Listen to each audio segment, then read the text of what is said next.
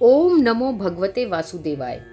नमस्कार दोस्तों, वैशाख मास के शुक्ल पक्ष की मोहिनी एकादशी की हार्दिक शुभकामनाएं। आज मोहिनी एकादशी के दिन सृष्टि के पालन करता भगवान विष्णु के मोहिनी रूप और भगवान श्री राम की पूजा करने से सुख सौभाग्य की प्राप्ति होती है। शास्त्रों में मोहिनी एकादशी का व्रत शत्रुओं पर विजय प्राप्त करने के लिए बहुत ही उत्तम बताया गया है।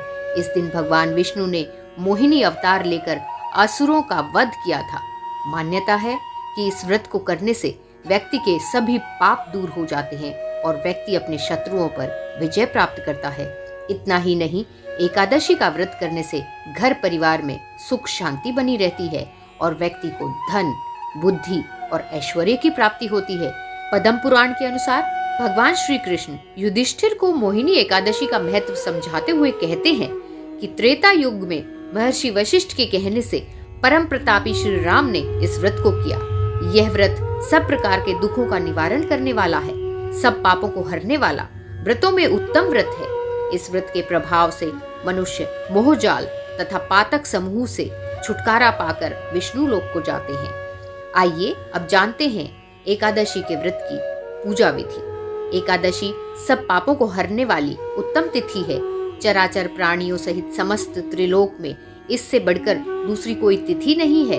इस दिन समस्त कामनाओं तथा सिद्धियों के दाता भगवान श्री विष्णु की उपासना करनी चाहिए। रोली, मोली, पीले चंदन, अक्षत, पीले पुष्प, ऋतुफल, मिष्ठान आदि अर्पित कर धूप दीप से श्री हरि की आरती उतारकर दीप दान करना चाहिए। इस दिन ओम नमो भगवते वासुदेव का जप एवं विष्णु सहस्त्र नाम का पाठ करना बहुत ही फलदायी माना जाता है। आइए जानते हैं इस व्रत के क्या नियम हैं। इस दिन भक्तों को परनिंदा, छल कपट, लालच, द्वेष की भावनाओं से दूर रहकर श्री नारायण को ध्यान में रखते हुए भक्ति भाव से उनका भजन करना चाहिए। मोहिनी एकादशी के दिन पशु पक्षियों को खाना और पानी देने से बहुत पुण्य का फल मिलता है। पौराणिक मान्यताओं के अनुसार मोहिनी भगवान विष्णु का अवतार रूप थी। समुद्र मंथन के समय जब समुद्र से अमृत कलश निकला तो इस बात को लेकर विवाद हुआ कि राक्षसों और देवताओं के बीच अमृत का कलश कौन लेगा। सभी देवताओं ने भगवान विष्णु से सहायता मांगी। अमृत के कलश से राक्षसों का ध्यान भटकाने के लिए मोहिनी नामक एक सुंदर स्त्री के रूप में विष्णु भगवान प्रकट हुए। इस प्रकार सभी देवताओं ने भगवान विष्णु की सहायता से अमृत का सेवन किया। यह शुभ दिन वैशाख शुक्ल एकादशी का दिन था, इसलिए इस दिन को मोहिनी एकादशी के रूप में मनाया जाता है। आइए सुनते हैं मोहिनी एकादशी की व्रत कथा। पौराणिक कथाओं के अनुसार सरस्वती नदी के तट पर बसी एक भद्रावती नाम की नगरी में दुतिमान नाम का एक चंद्रवंशी राजा राज करता था। उसके दरबार में धन धान्य से संपन्न और पुण्यवान एक वैश्य भी रहता था, जिसका नाम धनपाल था। वह परम विष्णु भक्त था। उसने नगर में कई भोजनालय, सरोवर, धर्मशाला, प्याऊ, कुएं आदि बनवाए थे। इतना ही नहीं, सड़कों पर आम, जामुन, नीम आदि के वृक्ष भी लगवाए थे। उसके 5 पुत्र सद्बुद्धि, सुमना, सुकृति, मेधावी और धृष्ट बुद्धि थे। इनमें से एक पुत्र धृष्ट बुद्धि महापापी था। वह पितृ आदि को भी नहीं मानता था। वह बहुत ही दुराचारी मनुष्यों की संगति में रहता था और जुआ खेलता था। इतना ही नहीं, भोग विलास के साथ साथ मदिरापान और मांस सेवन भी करता था। इस प्रकार के कुकृत्यों में विलीन वह दुष्ट अपने पिता के धन को नष्ट करता था। पुत्र के ऐसे बर्ताव से त्रस्त होकर पिता ने उसे घर से निकाल दिया था। घर से निकाले जाने के बाद वह अपने गहने कपड़े आदि बेचकर अपना निर्वाह करने लगा। जब सब कुछ खत्म हो गया तो वेश्या और दुराचारी साथियों ने भी उसका साथ छोड़ दिया। अब वह खाने पीने को भी तड़पने लगा। कोई सहारा न देखकर वह पापी चोरी करने लगा। एक बार वह पकड़ा गया तो उसे वैश्य का पुत्र जानकर आखिरी चेतावनी देकर छोड़ दिया गया, मगर दूसरी बार पकड़े जाने पर राजा की आज्ञा से उसे कारागार में डाल दिया गया। कारागार में उसे बहुत कष्ट सहने पड़े और अंत में राजा ने उसे नगरी से निकाले जाने का आदेश दे दिया। फिर वह नगरी से निकलकर वन में चला गया और वहां पर वन्य पशुओं को मारकर खाने लगा। कुछ दिन बीत जाने पर एक दिन वह भूखा प्यासा खाने की तलाश में भटकता हुआ कौंडिन्य ऋषि के आश्रम में पहुंचा। उस वक्त वैशाख का महीना था और ऋषि गंगा स्नान करके आ रहे थे। उनके भीगे वस्त्रों के कुछ छींटे उस पापी पर पड़े तो उसे कुछ सद्बुद्धि प्राप्त हुई। तब उसने कौंडिन्य मुनि से हाथ जोड़कर कहा कि हे मुनि, मैंने अपने जीवन में बहुत पाप किए हैं। आप इन पापों से मुक्ति पाने का मुझे कोई साधारण सा उपाय बताइए। उसके दीन वचन सुनकर मुनिवर प्रसन्न हुए और कहा कि तुम वैशाख शुक्ल की मोहिनी एकादशी का व्रत करो, इससे तुम्हारे द्वारा किए गए समस्त पाप नष्ट हो जाएंगे। मुनि के वचन सुनकर वह अत्यंत प्रसन्न हुआ और विधि अनुसार व्रत का पालन किया। इस व्रत के प्रताप से उसके सारे पाप नष्ट हो गए और अंत में वह गरुड़ पर बैठकर विष्णु लोक को चला।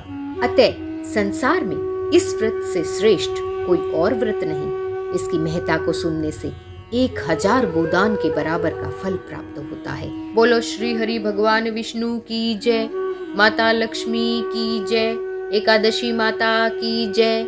आइए अब एकादशी व्रत की आरती सुनते हैं। ओम जय एकादशी जय एकादशी जय एकादशी माता, विष्णु पूजा व्रत को धारण कर शक्ति मुक्ति पाता।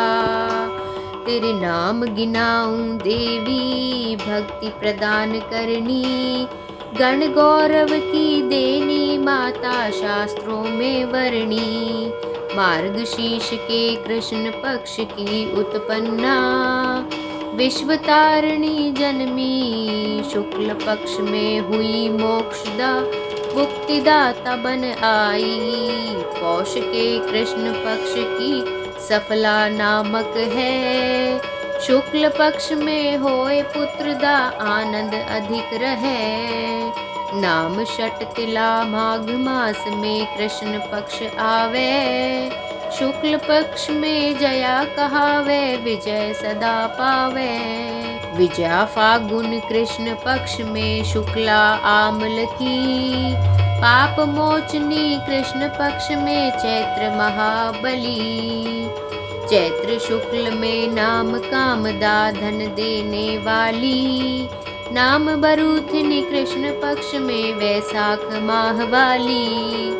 शुक्ल पक्ष में होए मोहिनी, अपराजेष्ठ कृष्ण पक्षी, नाम निर्जला सब सुख करनी, शुक्ल पक्ष रखी। योगिनी नाम आषाढ़ में जानो, कृष्ण पक्ष करनी, देवशयनी नाम कहायो, शुक्ल पक्ष धरनी। कामिका श्रावण मास में आवे, कृष्ण पक्ष कहिए, श्रावण शुक्ला होए पवित्र, आनंद से रहिए। अजा भाद्रपद कृष्ण पक्ष की परिवर्तनी शुक्ला, इंद्रा अश्विन कृष्ण पक्ष में व्रत से भवसागर निकला। पापांकुंशा है शुक्ल पक्ष में आप हरनहारी, रमा मास कार्तिक में आवे सुखदायक भारी। देवोत्थानी शुक्ल पक्ष की दुखनाशक मैया, पावन मास में करूं विनती, पार करो नैया। परमा कृष्ण पक्ष में होती जन मंगल करनी, शुक्ल मास में होए पद्मनी, दुख दरिद्र हरनी। जो कोई आरती एकादशी की भक्ति सहित गावे, जन गुरदिता स्वर्ग का वासा निश्चय वह पावे। जय एकादशी जय एकादशी जय एकादशी माता, विष्णु पूजा व्रत को धारण कर शक्ति मुक्ति पाता। बोलो विष्णु भगवान की जय। उम्मीद है ये कथा एवं आरती आपको पसंद आई होगी। साथ ही चैनल पर नए हैं तो सब्सक्राइब करना मत भूलना। हम आपके लिए व्रत, त्योहार और धार्मिक जानकारियों से युक्त वीडियो लाते रहेंगे। धन्यवाद।